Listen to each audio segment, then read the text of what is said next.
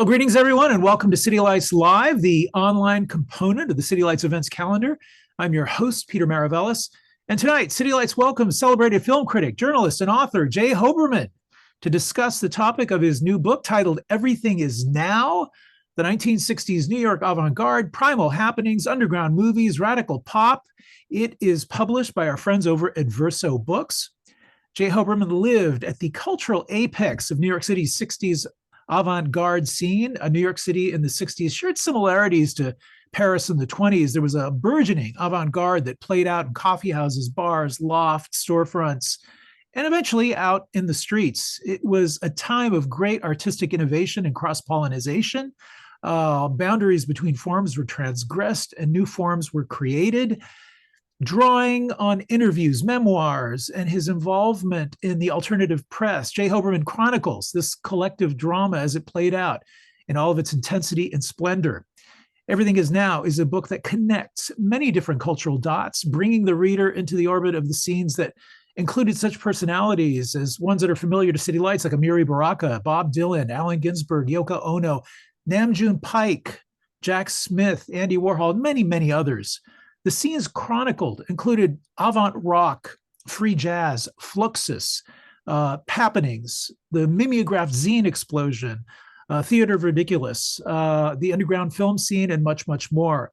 Mr. Hoberman explores these engrossing currents of history, subcultures that coalesced into a counterculture that would have an influence essentially on the world. Jay Hoberman is a film critic, journalist, author, and academic. He began working at the Village Voice in the 1970s and became a full-time staff writer in 1983. He has taught cinema history at Cooper Union and has lectured on film at Harvard and New York University. His published works include Homemade Movies, 20 Years of American Super 8 and 8mm film, also Vulgar Modernism, Writing on Film and Other Media, as well as Bridge of Light, Yiddish Film Between Two Worlds, as well as the wonderful book on Jack Smith's Flaming Creatures, amongst others. Together with Jonathan Rosenbaum, he co-authored the book Midnight Movies. So please join us now in welcoming Jay Hoberman into our virtual halls. Thanks for being with us. It is such a pleasure to have you. I'm very pleased to be there, if virtually. So Everything Is Now is an ambitious and very massive tome. I mean, the sheer scope of the New York scene that you represent is at times I found really dizzying. And I'd like to start by asking you, what factors really made New York City such a rarefied environment that it could produce such a rich culture? Well, I mean, the city itself has been was, for 75 years before that, a kind of crossroads. The massive immigration that took place around the turn of the century and so on. It was kind of midway between let's say San Francisco and Paris. I mean, it was centrally located, and there were two things that happened in the 50s, which made it even more of a destination for ambitious artists. And I should say in parentheses that the rent was cheap in New York then. That's, like really the key to a lot. You could live on relatively little if you were willing to do without certain things. But what happened was there was the triumph of the New York School of Painting, the abstract expressionist painters. Suddenly, America had, like a non-provincial art movement that, was at the epicenter of modernism. And most of those painters, were located in New York. The other thing is something that actually has roots on the West Coast in San Francisco, and I refer to that as bardic poetry. I mean, because it was poetry as a performative medium, and both in coffee houses and later, with a jazz accompaniment, and then of course, with various musical forms. And this also flourished in New York. And in a general sense, art itself became performative in New York in this period. And that's one of the things that I'm interested in the book. There never was in the United States this kind of avant-garde where the artists themselves, put themselves out in the public sphere. Even if that public sphere was, like a coffee house on McDougal Street. I mean, so I think that all these things came together. Yeah. And there were so many different scenes, and they all kind of interrelated in very interesting ways. I mean, were there individuals and institutions that kind of acted as catalysts for the flourishing of such a rich cultural ecosystem? Well, these things developed. I mean, one of the things that's significant, I think, is that for the most part, this art had no institutional support or very little. I mean, there were things that the artists themselves created. I mean, one could start with the galleries on 10th Street, which is more of a 50s thing, but the cooperative galleries, which were a model then for later things like the Filmmakers Co-op, where avant-garde and underground filmmakers banded together to distribute their films themselves. And even the coffee houses were, in a sense, a grassroots entity or support system. But the uptown art world was not initially particularly supportive of this, although they became so once it was clear that there was, that this art was marketable, but not all of it was. And there also was a struggle, which I get into in the book, over various neighborhoods. Turf war, which, as I said, real estate is like such a crucial thing in New York history, going back to the Dutch. I mean, this fight over territory there and neighborhoods, and so this was played out. You can't really call the Village or the Lower East Side institutions. But when Soho was developed as an artist neighborhood, it kind of became one for a time. I mean, to have this rich, tract of land in Manhattan, which had essentially been deserted. The sweatshops moved down south where there were no unions and so on. And these lofts were available, and the city made several, horrendous attempts to just like obliterate the whole thing, with urban renewal, run a big highway through there. But they weren't able to do it, in part because there was a grassroots protest.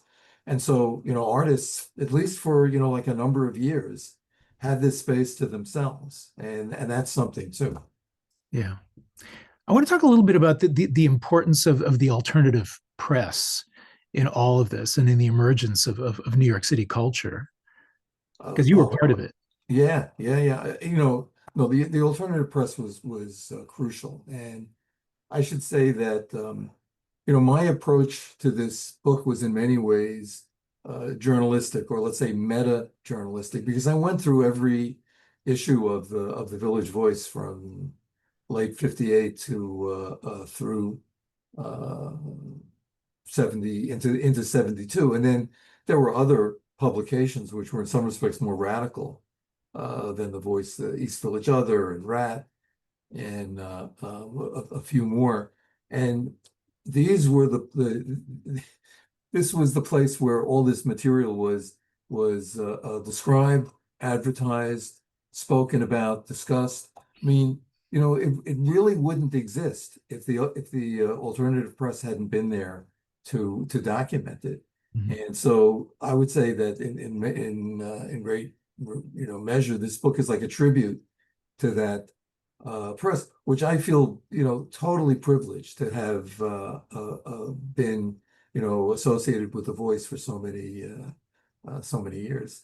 And there are a couple of things that are maybe hard for people to understand now if they're not elderly like myself. I mean, one is it's not just that this happened before there were cell phones. Most of the people in the 60s, they didn't even have phones. I mean, they used pay phones, or they met each other in bars or neighborhoods and so on. It was a very different way to communicate. Same thing with the underground press. I mean, that was how this information got out to people. There was no internet. I mean, it was, the alternate press. It was the zines, it was flyers. I mean, there was a lot of that stuff going on, and I think that it was tremendously important. One of the things that really, really struck me while reading this was also, I think, the degree of freedom that people had, which is almost, I think, inconceivable nowadays in the time of such great mediation of movement, of thinking. Well, there's an interesting,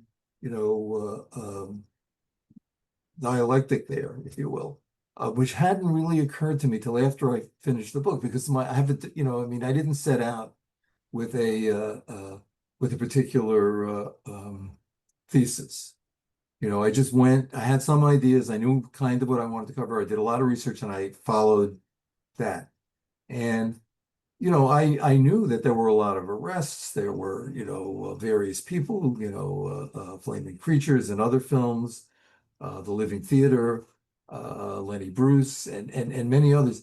But it really wasn't until I kind of reread the book that I realized this was constant. So on the one hand, you have this freedom. And on the other hand, you have the local authorities, the police in particular, just coming down relentlessly on, poets and filmmakers. I mean, it's so crazy when you think of what was going on, how, like the state was marshaled, to control this stuff. By the end, excuse me, by the end of the 60s, when the scene got even more, I mean, it had a political aspect from the beginning, but it got really politicized by the mid 60s. And then what had been happenings in lofts or storefronts suddenly were out in the street. And I see that as all connected. I mean, that was, that was really part of it. So there was this struggle against authority on many levels throughout this period. Yeah.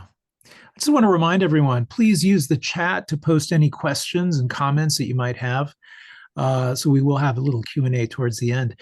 So what was your personal role in acting as witness to this scene? I mean, how did you personally become embroiled with some of this stuff? Because, here you are in the orbit of just some amazing people. Yeah. Well, I mean, I'm a New Yorker. I mean, I grew up, mostly in Queens and Outer Borough. And, I was born in 1949. So, I was aware of some of these things. I mean, I was that kind of a kid. I was, at the age of 10, I knew that there was this thing, beatniks. What were they? I was very, fascinated by that. And then, as I became a teenager, I was curious about, I wanted to go into the city. I wanted to see the underground movies and go to museums and so on. So that's where I put myself. I was like, I'm old enough to have been aware of this stuff on some level, even if a very primitive one. But I'm too young to have participated in any meaningful way. I mean, I'm in the book mostly in footnotes. By the end of the book, when, by 1970, when I'm, 21 years old, I mean, I was attending things and I knew some stuff and I occasionally, make reference to that. But I'm not really, this is just my response at the time is just, it's a note. What I'm really much more interested in is how, other people, who were part of this this movement or these various movements were talking about it. And the book ends when I publish something in The Voice, and at that point, I feel like I ceased to be, an observer and was a participant, even if it was only on that level. And so it was a good point at which to end the book. Yeah. I was hoping you would read some excerpts. I really would love people to get a sense of your prose, because it just kind of rolls along in really interesting ways, and it just, it's almost like, like you get overwhelmed by the amount of information, but it's an interesting kind of experience. So I was hoping maybe you could pick some pieces. Yeah, I'll make a little. I have some ideas for that, and I should say that one of the best reviews that I got, one of the most enthusiastic reviews, the writer said that it's a slow read, but he means it in a good, he meant that as a compliment, and I'll take it as a compliment. It's dense, but I think that it's, yeah, there's stuff in there. Anyway, I thought what I would do is I would since this is at least for me virtually at City Lights, which is a historic place, for all of us across the country, I would be looking for some things that might, intersect with in some ways with that history. So I'll start though with the very first thing in the book. Which involves a performance that Jack Kerouac gave at Hunter College in late 1958, and I think it sets the table for a lot of things that happen in the book. Thursday, November 6th, 1958. President Eisenhower threatens resumed nuclear testing as the Air Force delays its third attempt to catapult a rocket around the moon, and Cuban rebels capture a third domestic air flight. A three-judge federal panel in Mississippi has dismissed a suit charging that qualified voters had been barred from the polls because of their race.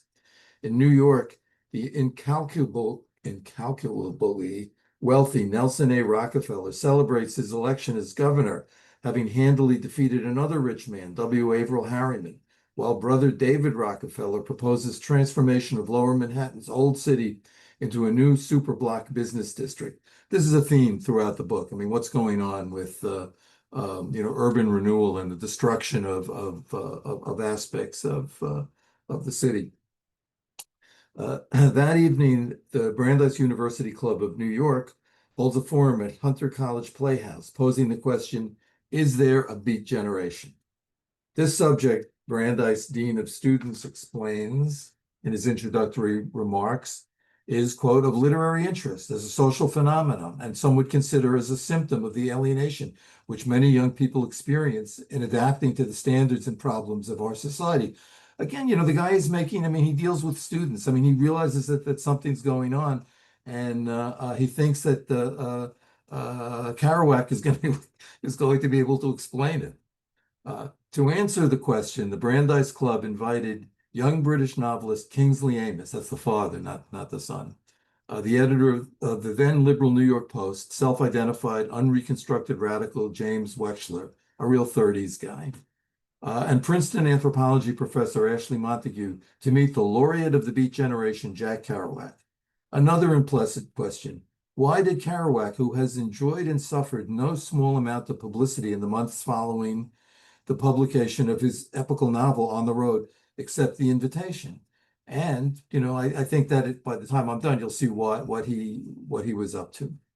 The New York Times, which had just panned The Dharma Bums, that's Kerouac's follow-up novel, ignored the Brandeis Club event, but as befit the Beat Generation paper of record, the Village Voice covered it on page 1. The previous week's edition had included Allen Ginsberg's lengthy defense of the Dharma Bums, as well as the first installment of Movie Journal, a regular column by Jonas Mekas, a 37-year-old Lithuanian immigrant who had arrived 10 years earlier in New York from a German displaced persons camp, edited a magazine called Film Culture, and lived in poverty with his brother Adolphus on Avenue B.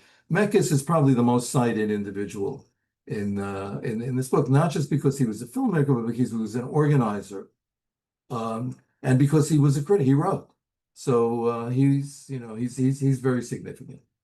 Mark Schleifer's report in The Voice was appropriately cool. Treating the event as theater, Schleifer noted the overflow crowd straining to get in, the moderator's bilious demeanor, but when the evening's festivities of hoots, cheers, insults, and poetry were over, I feared for his supper, and characterized the cast. Amos was perplexed but friendly. Montague appeared slightly amused and slightly sleepy. Wechsler looked angry, glaring at the Beat laureate with incredulous incomprehension. Kerouac, dressed in a checkered flannel shirt and black jeans, had prepared an essay. You know, the whole premise of this is what is the beat generation? He starts off by saying, does the world exist?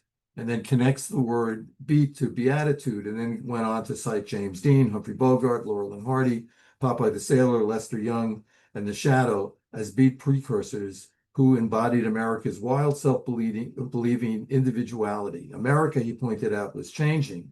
College kids were now referring to people as hung up, a hip phrase synonymous with bugged, which he had first heard on Times Square back in the 1940s. Schleifer described the writer dashing off and on stage a dozen times, clowning with a hat, stumbling into the audience, and dragging poet Allen Ginsberg up from his seat to take a bow. The beats were happening. Kerouac was performing Kerouac. And even though Kerouac does not really figure that much after this chapter, I think that by, you know, presenting himself as a performer, and also by relating, you know, what he's doing to American popular culture, he's really, you know, like creating an agenda which other artists in various ways would follow up on. So I'm going to skip ahead now to talk about the milieu that followed this, you know, in the coffee houses in the village. That winter, coffee house poetry readings took root in New York. I feel obliged to give you a footnote, which is coffee house poetry readings, often with jazz accompaniment, have been popular in San Francisco's North Beach for the past 5 years. It was already something here. But by 1959, the scene had become a tourist attraction, suffering from the commercialization that had not yet arrived in New York, but would. So that's something that we can talk about. Carved from the dank basement of a Greenwich Village tenement at 116 McDougal Street, the main venue was the Gaslight Poetry Cafe. The joint opened February 1959. The first readings were by Corso and Ginsberg, followed by Ted Jones, 34-year-old former stockbroker Taylor Mead, and 25-year-old Brooklyn-born Diane DePrima. Conveniently downstairs from another beat hangout, the Kettle of Fish bar, the Gaslight was born in illegality. According to the legend, John Mitchell, a Brooklyn-born Beat Generation fellow traveler in his mid-30s, who fathered a child with Jack Kerouac's lost love, Aileen Lee, started the Cafe Figaro at the intersection of Bleecker and McDougal, and, having started it, profitably flipped it, had dug deeper into the cellar floor to create more headroom below the exposed pipes, and, like a convict tunneling towards freedom, needed to find a way to surreptitiously dispose of the dirt. Even so, the ceilings felt oppressively low. Only 110 patrons were allowed, but Mitchell regularly crammed in more. Because sound traveled up the air shaft into the building's residential floors, he instituted a practice by which, rather than applaud, appreciative patrons snapped their fingers. A new and further signifier of hipness. According to the poet Ed Sanders, who was an NYU student at the time, the finger snap applause was an arrangement worked out with the police, of course. In his comic semi-fictional memoir, Tales of Beatnik Glory, Sanders writes that the finger snaps were inadequate to satisfy the approval-hungry needs of some poets. For a very few, when they had completed their poems and the audience was enthused, there was a flurry of snaps, like someone crashing through twiggy underbrush. But after a poet who was not well received or not understood, by which he meant not humorous, there were a pitiful 4 or 5 snaps and then a dissolving silence. A few blocks away by May, Ted Jones was reading around the corner at Cafe Bazaar, another coffee house cave located at a former stable at 106 West 3rd Street. The 24-year-old poet Hugh Romney, who later became Wavy Gravy, an eventual Gaslight mainstay, was next door at the Caravan Club, 102 West 3rd Street. One of the idiosyncrasies of this book is that I always give addresses. I mean, it was important to me as a local to know where these places were. I mean, most of them have disappeared or been turned into something else. But, you know, I know that one of the most interesting things that City Lights published was, I think, Dashiell Hammett Guide to San Francisco. I mean, you know, I wanted it to be people, if they were so inclined, to go around and like look at where these vanished places were. Okay, there was even a merchants association, the Washington Square South Association, distributing store window posters urging patrons not to contribute to panhandlers who were attracted by the tourists had wandered down. The association was opposed by Israel Izzy Young, the 31-year-old proprietor of the Folklore Center, a tiny store down McDougal from the Gaslight that served as a folk singer's hangout, selling fingerpicks, songbooks, and records, often at absurdly low prices.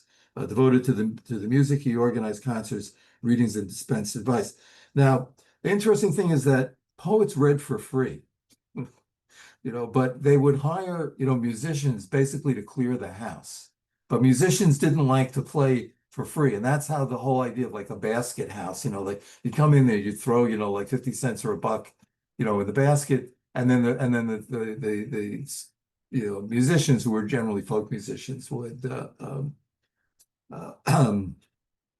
divvy up the money. As coffee houses proliferated, those unwilling to deal with the local mob, you had to pay off various people or navigate the bureaucratic labyrinth necessary to obtain a liquor license, which could involve payoffs too, became de facto cabarets. And before long, the New York police began issuing summons. This harassment would continue for the next several years on what the Village Voice called the main drag of the poetry set. And I don't know what the laws were. It probably was something similar here, but they had, dating back to Prohibition, what was called a cabaret laws. And that was that you had to license an entity, an establishment which featured dancing and other forms of musical entertainment, along with the sale of food or drinks. These cabarets were licensed by the Department of Consumer Affairs, but the police had an interest in them also, because from 1940 through 1967, entertainers were required to have a cabaret card. They were required to actually register with the police, and that could be revoked at the discretion of the police. This is what happened, for example, with Lenny Bruce and Billie Holiday, Thelonious Monk. It's amazing, the people who were unable to perform at various times. This law stayed on the books until 2017, although it ceased to be enforced, before that.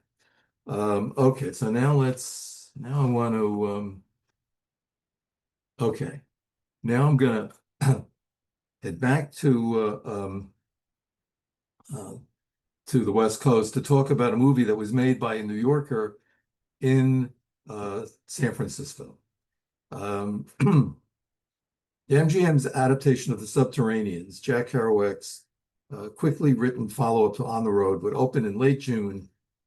This is 1959 to Universal, 1960 to universal derision. Jonas Mekas called it the trashiest, phoniest, not to say stupidest masterpiece of Hollywood anno 1960. And he compared the acting to the insane asylum scene in the recent Tennessee Williams adaptation, Suddenly Last Summer.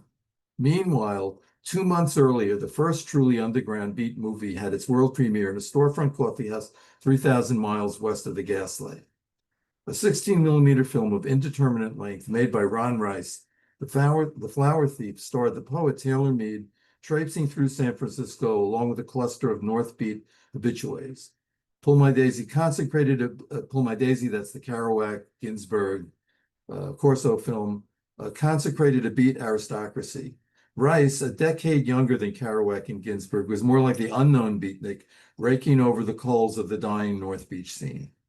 Not yet 25, when he shot The Flower Thief, Rice was a Bronx-born high school dropout, discharged for an unspecified physical disability 4 months after enlisting in the Air Force. He briefly took art classes at Cooper Union.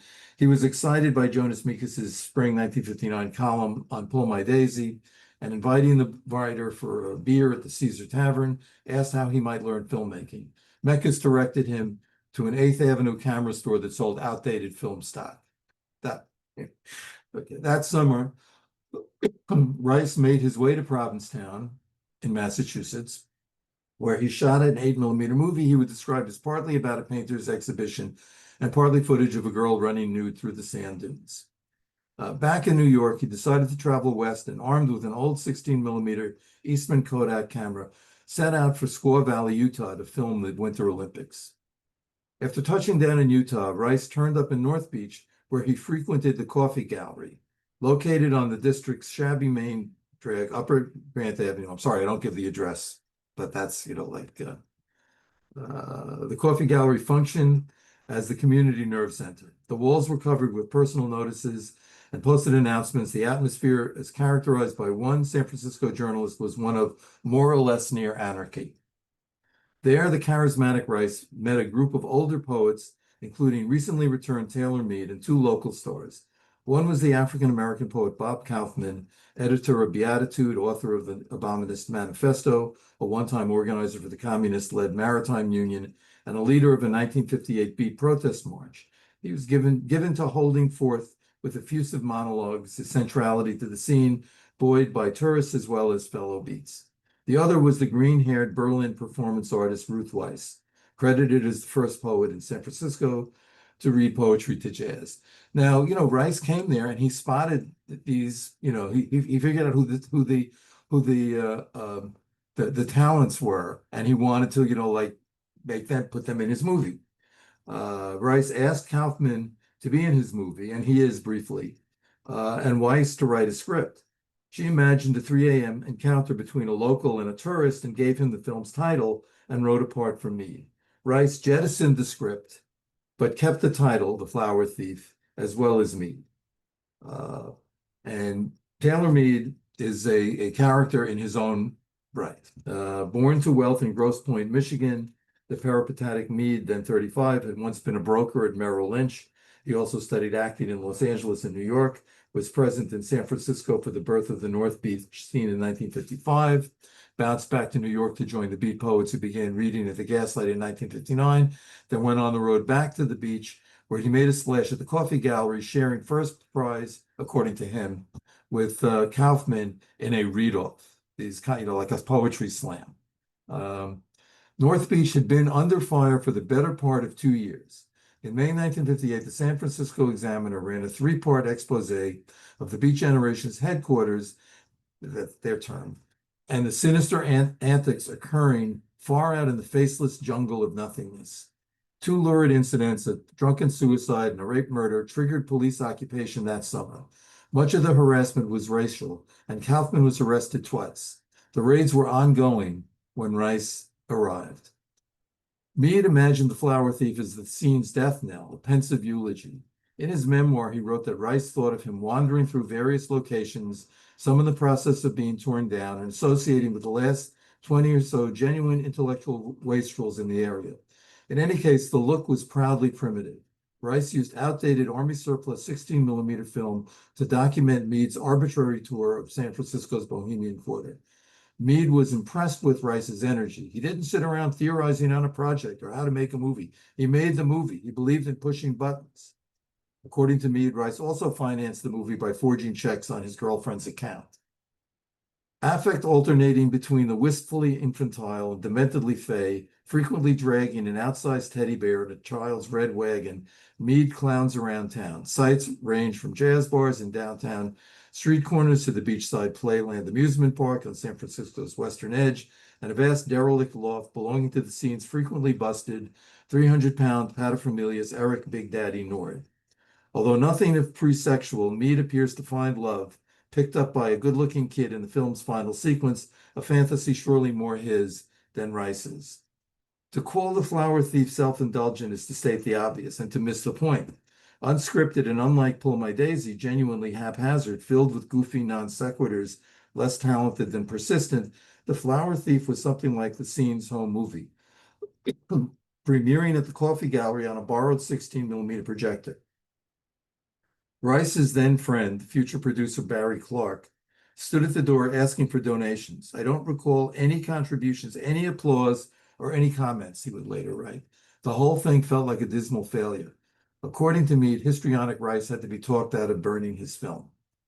Still, he persevered. Rice screened The Flower Thief several times in North Beach that spring, making changes according to the audience suggestions, including bathing the film in blue dye to render it more avant-garde. Mead was furious. Who got your ear? What fuck-headed asshole buzzed you into changing that film? He wrote Rice after one June screening. Are you going to listen to every asshole diddly-bop in San Francisco in the bagel shop? Mead was angry that some of his scenes were cut. and its performance badmouthed. I see that anyone can flatter you with a little attention and laugh at the movie director behaving like a wild man, and you will fall for it. Don't drink. Me calmed down after the next screening in a more paternal mode. He cautioned the impetuous Rice, now tinkering with the movie in hopes of attracting Hollywood attention, to leave well alone. Reassuringly, he ended his note. Don't worry about the bathroom scene. It's great. We are great. The movie is great. He urged him not to go to Hollywood, but to send Flower Thief to New York.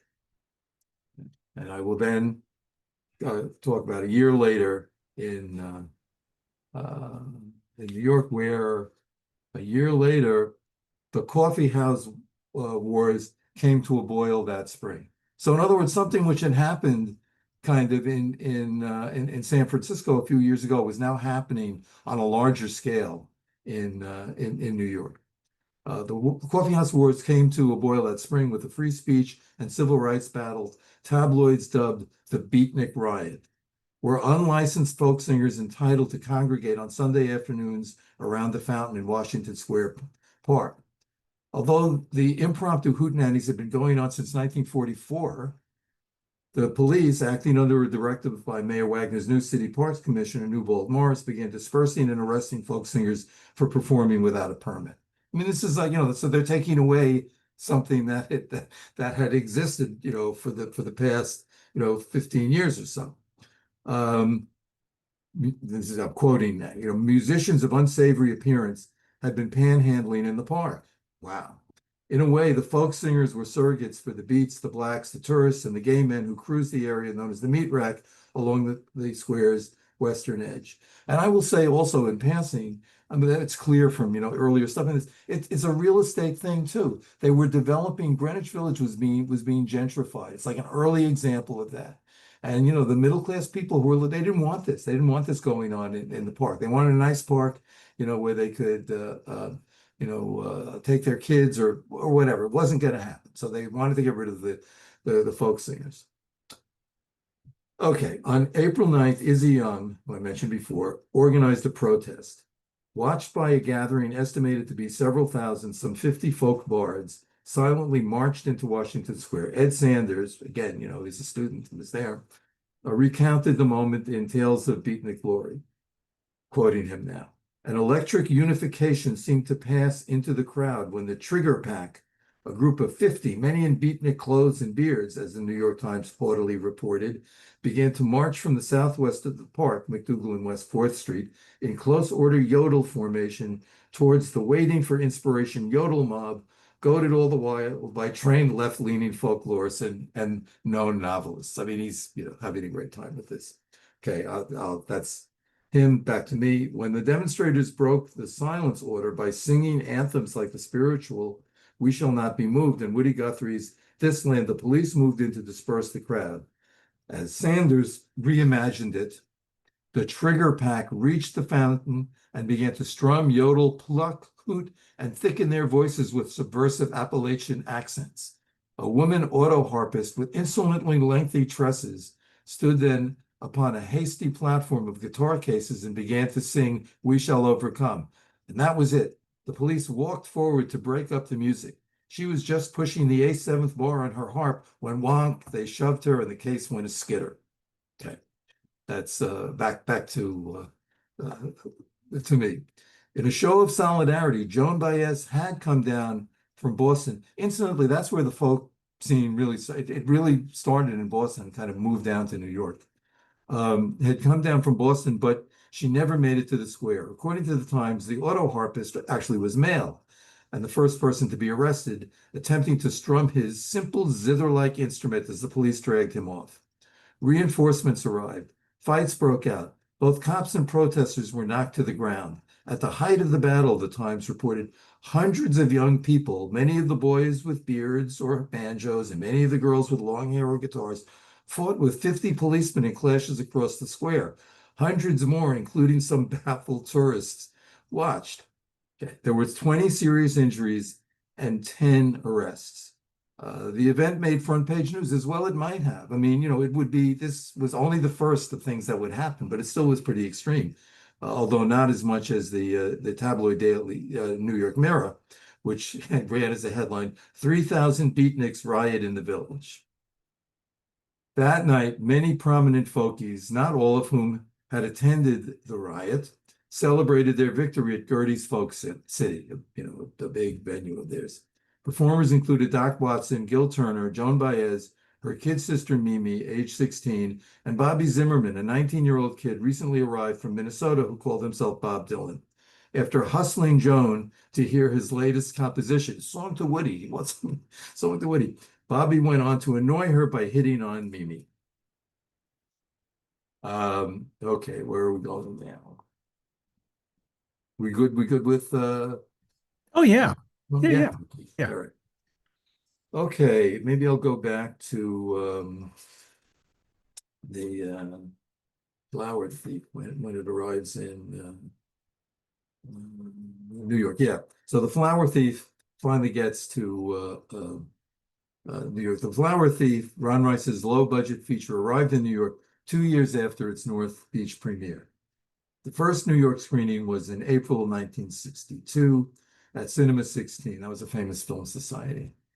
Taylor Mead, who was present, wrote to Rice. Rice was still in the Bay Area. That although about half the audience booed the film, many more applauded and thought it was great. The Cinema 16 show was followed by screenings at the Gaslight with Mead and likely Bob Kaufman in attendance. And maybe if there's time, I want to say a few things about Bob Kaufman's unhappy period in New York, which was very hard for me to do, has really not been researched. It was very frustrating to try and put this together. But anyway, I'll continue. So the Jonas Mekas, who'd been in touch with Rice, name-checked the film in the Village Voice. Mekas had recently praised Jean Vigo's 1933 Zero de Conduite, showing at the Bleecker Street Cinema, complete and uncensored for the first time in New York. And he considered The Flower Thief a kindred poem of liberation as well as social satire. With the coming of Beat and Zen, America began to regain its sense of humor, he declared in June, citing Happenings, Pull My Daisy, and The Flower Thief for what, if not reasonable behavior, patriotism, good filmmaking, adult responsibility, and authority itself, was The Flower Thief mocking. Mekas praised The Flower Thief as one of the most important modern films, a beautiful, absurd poem. And along with Mead, Rice was elevated to the underground's highest echelons when Charles gave Flower Thief a theatrical run. And at that point, Rice came to New York, because they were making a big deal over his movie. Unexpectedly, Rice's feature got something close to a rave review from New York Times critic Eugene Archer. The Voice published several hostile letters. The Flower Thief, invalid or incompetent, one written by anti-beatnik scold David McReynolds, and twice as long as Mekas's review. Still, whatever Rice's, and this was, The Voice was not at all a monolithic publication. I mean, writers attacked each other all the time. It was very contentious, and it was healthy, I think. Still, whatever Rice's intentions, the spectacle of a happy simpleton playing holy fool in the shadow of the H-bomb had obvious appeal for the Charles audience. Charles was the theater that on Avenue B that was showing the film. The newspapers were filled with absurd headlines. On July 13th, 1962, the New York Times reported a quixotic British demonstration in Red Square. 4 days later, the Soviet leader boasted of a new missile accurate enough to hit a fly in outer space. The back and forth regarding the lapsed test ban treaty and need for fallout shelters culminated 2 weeks later in the announcement of Project Apollo, man's race for the moon. Meanwhile, despite the Charles's lack of air conditioning, The Flower Thief played to full houses for the rest of the month. So, I mean, that is like an amazing, counterculture event, no matter what one thinks of the movie. I mean, that this was able to happen. And I should probably rest my voice a little. Yeah, I'm really struck by the way you depict the feedback loop between East Coast and West Coast. Mm-hmm. I mean, it is really quite remarkable how this ping pong effect and the way that different scenes are influenced. And yeah. Well, it happened again, a greater degree, after 1967, 66, 67, with, Haight-Ashbury, where the East Village Other used to report on San Francisco every single issue. There would be something. And, after the initial be-in at the Panhandle, Golden Gate Park, which I think Ginsberg had addressed. Ginsberg was like Johnny Appleseed. I mean, bouncing back and forth. I mean, he basically was living in New York, but he'd been in San Francisco. So then he came, to New York, and later that spring, there was a be-in organized in Central Park. In fact, almost a day after that, there was a kind of crazy demonstration that was organized in Grand Central Station. And that triggered off this is what I mean by I said that happenings, went into the streets. I mean, that really started a whole thing that was I think inspired by what was going on in San Francisco, but then took on its own quality in New York, which is a bigger, meaner place. And so it was inevitable that these were going to be have a violent edge eventually, although not always. But yeah, there was a lot of back and forth also, with the musicians, and in ways that I hadn't even been aware of. I mean, for example, I didn't realize that that Janis Joplin really is somebody who got her break, playing on Second Avenue with the Anderson Theater, not at the Fillmore. Although, like soon after, Bill Graham had opened the Fillmore, an annex in New York, and booked her immediately when he saw the response that she got, in New York. So that's one of the many, many, many things that I discovered while I was researching this book. Yeah. So I want to encourage everyone, if you have questions, I think they're starting to come through. Please do post them in the chat. Bob Kaufman. Oh, yeah.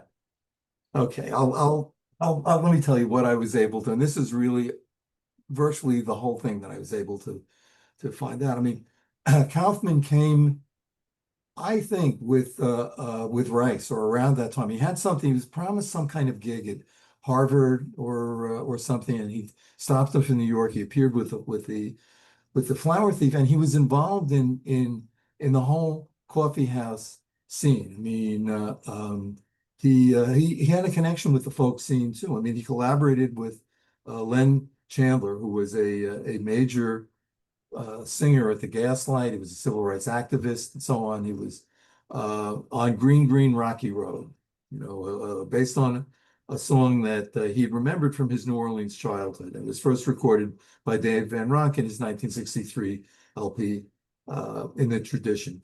According to Chandler, recalled that Kaufman was at my $34 a month New York apartment on Stanton Street, that's the Lower East Side, for dinner.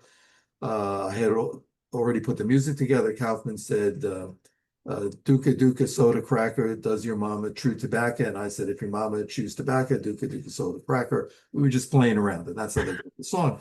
But Van Ronk turned it into something. And according to Jonas Mekas, Kaufman was a regular at the Filmmakers Co-op. I mean, so he was looking at movies, he was hanging out with the filmmakers. He also crashed at Ishmael Reed's apartment. I mean, Ishmael Reed, like a significant poet at the time, hung out with Cecil Taylor, a great, great jazz artist, on whom he made a powerful impression. He recited poetry and hustled or harassed tourists at Cafe Rienzi. New York was as I said, New York was a bigger, meaner town than San Francisco.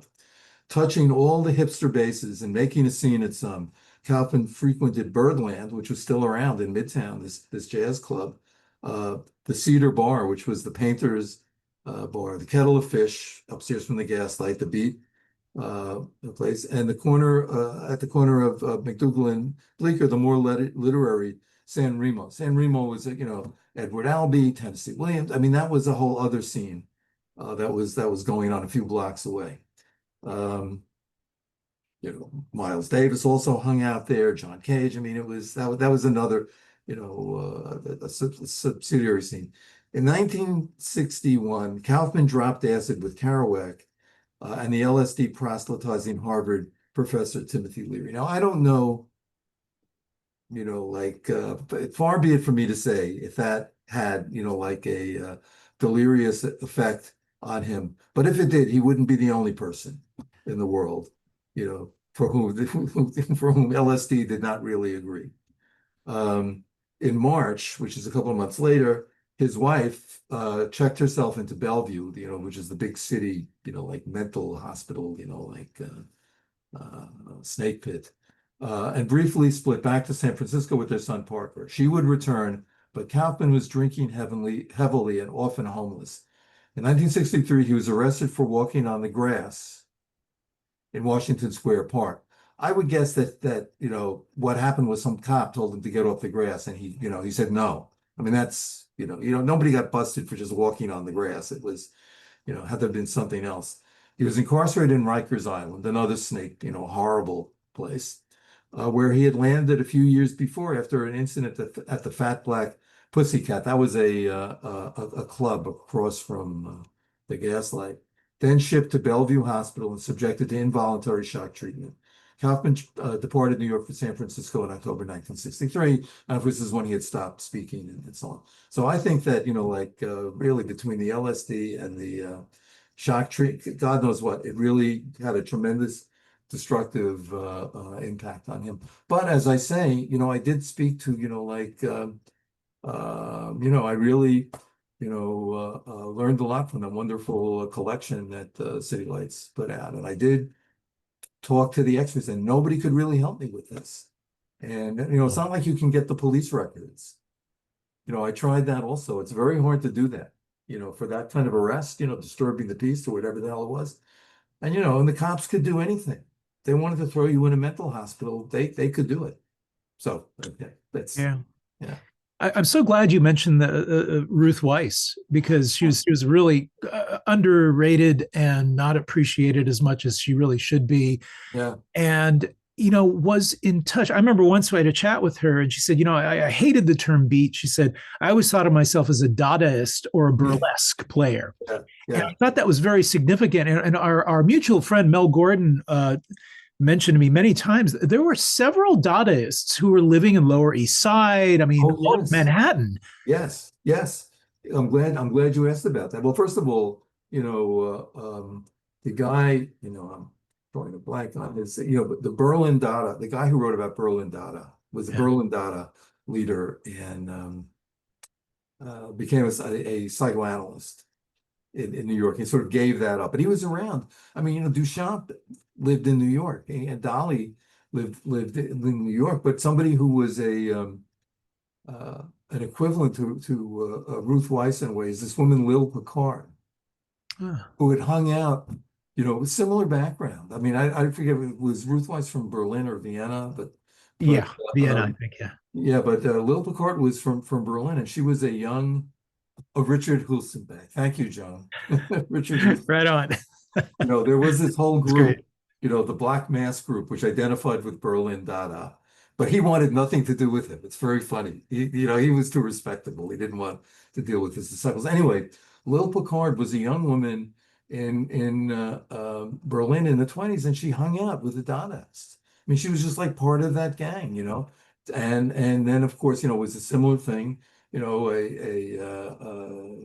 Jewish background, Jewish family, had to leave, and when the Nazis took over, went to various places, England, landed in New York. She was actually working as a milliner or something like that. I mean, she had a kind of colorful life, but when the East Village Other, started out, she became like the art critic there.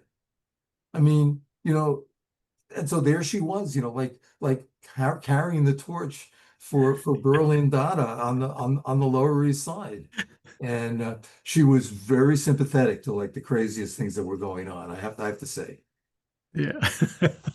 Okay, so we have some questions coming in. Benjamin says, personal interest in the photographer Irwin Klein, who hung out in the Village and was part of the scene. My father, 7 years younger, hung out in the Village in the early 60s. You're right to connect the scenes in North Beach and Haight-Ashbury and the Village. Not only Ginsberg, individuals also migrated from Minneapolis to New York City, while others migrated to northern New Mexico. My scholarly interest is Hugh Romney's role in the New York scene and later Los Angeles and New Mexico. I wonder if you have been able to locate CBS coverage of the Greenwich Village scene and the Beatnik riots. No, I wasn't even aware that CBS had covered it. But the thing is that there wasn't videotape then. So if they sent a camera crew down, who knows where the footage is? But there is this movie, Dan Drazen's movie Sunday, which is on YouTube. I'm sure people are familiar with it, which documents the riot. But I don't know of any other visual documentation of it. You talk about Minneapolis, but that's where Dylan came from, among other people, en route to New York. And I forget, was there Hugh Romney? Yeah, I mean, Hugh Romney was, I found out what I could. I mean, first of all, Romney, his poetry is not bad. It's kind of, it's very Ginsberg, but considering the amount of terrible Ginsberg imitators there were, he was not bad. And he was sort of the MC at the Gaslight. And so he knew all these people. He's the one who turned Dylan on to Lord Buckley, for example, and then Dylan began, incorporating this Lord Buckley routine. His slogan was "Dig yourself." Dylan was such a sponge. I mean, he picked that up also. And I have to say that I was able to track down and spend more money than I would have wanted to get Romney's one comedy album, which was recorded, I think, at the Hungry High. It's Lenny Bruce liked him and got him a gig. It's very interesting. I mean, I'm really surprised that it's not posted anywhere. I mean, it's kind of like the Fireside Theater or something, except he's doing all the voices. He was very good, very talented. I mean, and then he went off into another realm. But yeah, I mean, he's a lot of things. When I was working on this, I was thinking, somebody should do a dissertation on some of these people, and he would have been one of them. Let's see. Lucy asks, what would you say has become the avant-garde of the 21st century? Is there a geographical epicenter for it now, or has it all dispersed? Thanks to the World Wide Web and the rise of social media, what would be the conditions required to create one? Well, that's a big question. I don't know that I can, wrap my my head around that. I would say that certainly, the internet, the World Wide, that has changed everything, for good and for bad. I mean, there's the world before and there's the world after. And so I don't know that we can even use the same terms to describe it. That said, I still do believe in urban spaces. I do. I think that that people come together in cities. They find neighborhoods. They make friends. They create scenes. And I think that I mean, the point of the book is that art comes out of that kind of interaction. I don't know if you can have that on online, and people certainly interact. I mean, people do find communities. So, I can't really answer the question. I mean, if something's happening, I don't know what it is. You know what I mean? It's like Nick asks, are you familiar with the Ginsberg film Pick More Daisies? Also an underground film that was done by Jim Morrison when he was at UCLA Film School. Any info on these two films? And thank you for a great discussion. Well, let me answer the second one. The Morrison film, The Unknown Soldier, I've never seen. I don't know if that's, to tell you the truth, maybe it's online. Maybe I have seen. I do mention it in past because he showed that when the Doors played the Fillmore East, was evidently like an astounding show. And actually, I've spoken to people who were there. I mean, just like a phenomenal show, and that was part of it. I think what you're talking about, unless I'm mistaken, is Pull My Daisy, which was actually directed by Robert Frank, the great photographer, and Al Leslie was a painter, and Ginsberg is in it, as is Gregory Corso and Peter Orlovsky. But it's Kerouac's film. It's based on an unproduced play by Kerouac that I think he wrote in a day, called The Beat Generation, and he narrates the film. It's his voice, that makes the film work. And yeah, that film is a classic. It's one of the things in the first chapter I cite, 5 events that happened around the same time. That film, Alan Capro's first happening, the Living Theater Connection, and Ornette Coleman coming to the 5 spot, and that I was saying passing. That's Ornette Coleman came from Los Angeles. There's also stuff that came from other parts of California to New York. Let's see. I think we have time for maybe one more question. From the fabulous Joan Hawkins. This may take you in a different direction, but I'm curious about the way you begin the book with the Cold War, the fact that little children were sent to school with dog tags, not clearly expressed, but how do you see that shadow affecting, or do you, this explosion of art? Oh, I mean, I think that, well, I refer to that as, I think I put myself, that is a personal memory. I started kindergarten and was given a dog tag. And because, in my neighborhood, everybody's father had been some sort of GI, had been in the war. We all, could play with elements of our father's uniforms and stuff. And so I knew what a dog tag was. I thought, oh, that's cool, that I got a dog tag. It wasn't until my mother, said, what's that? You know what I mean? And even then I probably didn't realize till years later, why they were giving us dog tags, so they could identify our charred little bodies. But the bomb, shadowed, all these artists in the late 50s and into the 60s, and then it receded behind other, social events and so on. But the Living Theater, the Becks in particular, were as involved in anti-nuclear demonstrating as they were in theater. And I talk about certain art groups of artists, the no artists, and filmmakers and so on that are obsessed with this. And it was, for a kid growing up in New York, it was a given that New York was like the big target. That's all that oh, what would happen if the bomb dropped on Times Square? I mean, everybody knew about this and just did with it what they could. But well, what's a kid going to do with this? But there was the artists had certainly integrated this into their practice. Well, as we come to the top of the hour, Jay Hoberman, I would like to thank you for gracing our halls, and congratulations on this very substantial new work. This has been very satisfying, and look forward to your visit in the fall for the consideration of everyone who lives in the Bay Area. City Lights and the Mechanics Institute Libraries are going to be hosting, actually, Mr. Hoberman, live and in person at the Mechanics Institute Library in San Francisco on Thursday, October 2nd. So if you're in the Bay Area, please come on down.